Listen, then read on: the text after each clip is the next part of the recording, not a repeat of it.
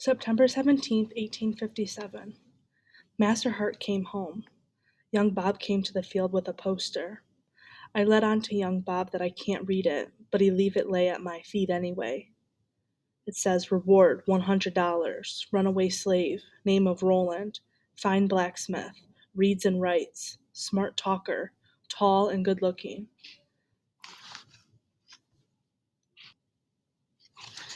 That is Daddy the poster is talking about. Aunt Queen says she heard that the slave catchers are thick as flies in Lexington.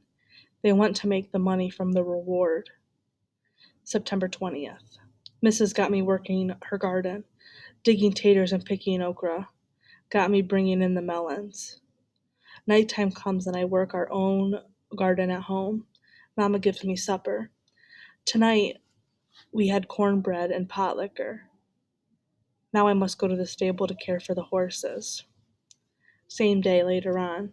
Mrs. heard me in the yard. She heard me call the bob white. She heard me sing to the robin. I did not know that Mrs. was listening.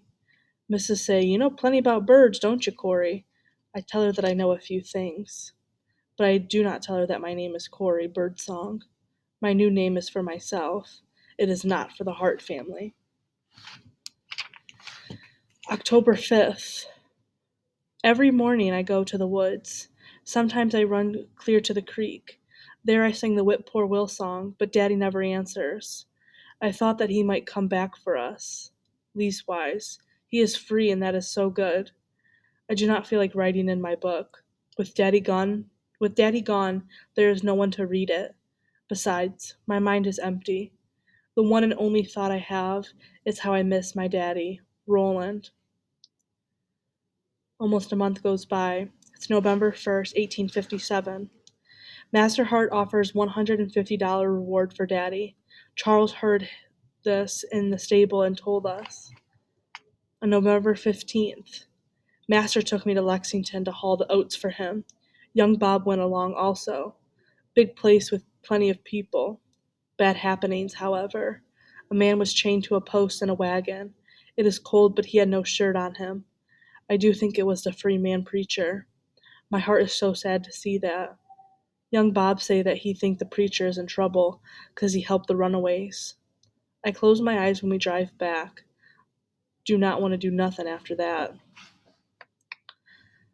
15 days later, November 30th, 1857. Mingo asks about my book. I tell him forget about that book. I do not want to write anymore. He say he wants to learn to write his name. He asked me to teach him. So I teach him his letters. First, he does not write in the book, so we use the end of a burned stick, scratch out the letters on a piece of wood. Later, he wrote this. December 26th, 1857. Almost a month since I took out my book, but I want to try my Christmas gift from Mama. It is a red feather quill for writing. Mama made it for me. She say, keep writing, Corey. Do not forget how. But even if I could think of what to write about, I cannot write much. My ink is all run. January 5th, 1858.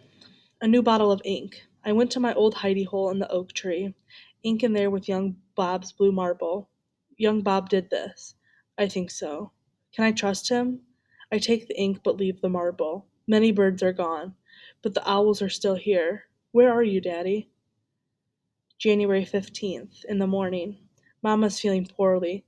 I do not hope that Mamma is sick. Same night. Same day.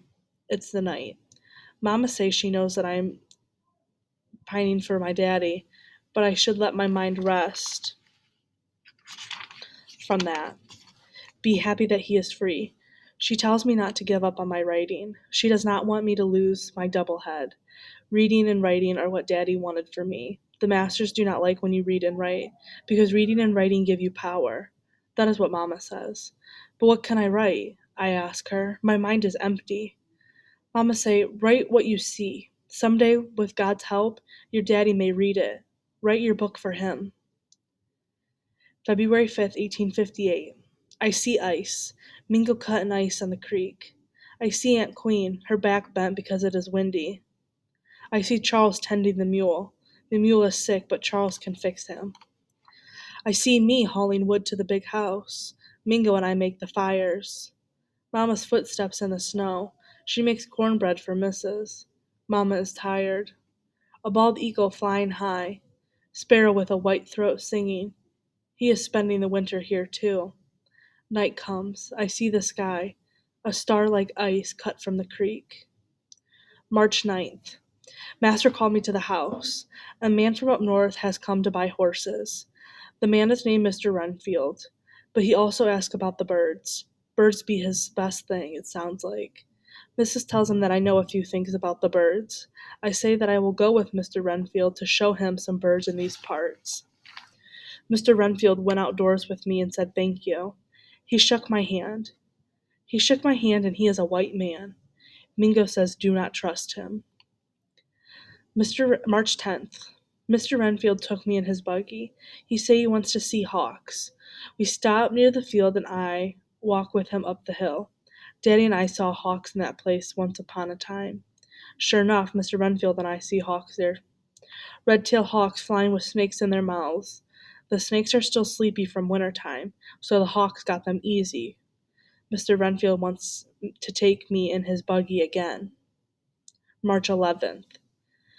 Mr. Renfield asked to see the warbler he doesn't see too much in the north. The quiet kind who hides in the brush. I found one for him. They are hard to see, but they sing T-O. Then Mr. Renfield asked me if I know a sparrow who sings Oh Sweet Canada, Canada. I say I do. He looked me in the eye and grabbed his ear. Maybe he is from the Underground Railroad. March 13th. Yesterday Mr. Renfield was with Master Hart all day, but this morning he came to find me. We went into the woods and saw a robin. Springtime is surely here. We listened to the robin sing. Can you sing the robin song? Mr. Renfield asked me. I sang the song. Cheer up, cheer up. Then Mr. Renfield say, very good, Cory Bird song. I do not know what to think. Few folks know my new name. Then Mr. Renfield say, I have seen your father Roland. I have come from the north to help you. March 14th. Mr. Renfield came to our cabin at night. He gave us news of Daddy. He is alive and still heading north. Mr. Renfield met Daddy in Columbus, Ohio, at the home of a friend. Daddy's arm was hurt. Slave catchers had cut him bad. When Daddy gets farther north, he will try to find work. He is heading for a place by the name of Oberlin. He wants to come back for his family as soon as he is able. Mr. Renfield say Daddy's plan is not safe. Master Hart's reward for Daddy is quite high. Many are looking out for him. Mr. Renfield thinks that our mama and I should run away on our own, meet up with Daddy. March 15th. Mr. Renfield will take us north for a piece in his buggy. Then we must walk at night through the woods. In Kentucky, we will be on our own quite a bit, but Mr. Renfield has a friend we can meet up with. She is a school teacher. When we cross the Ohio River, there are more conductors to help us on our way, conductors on the Underground Railroad. The words go through my mind like a stream. I am ready, I tell Mr. Renfield, but Mama is quiet.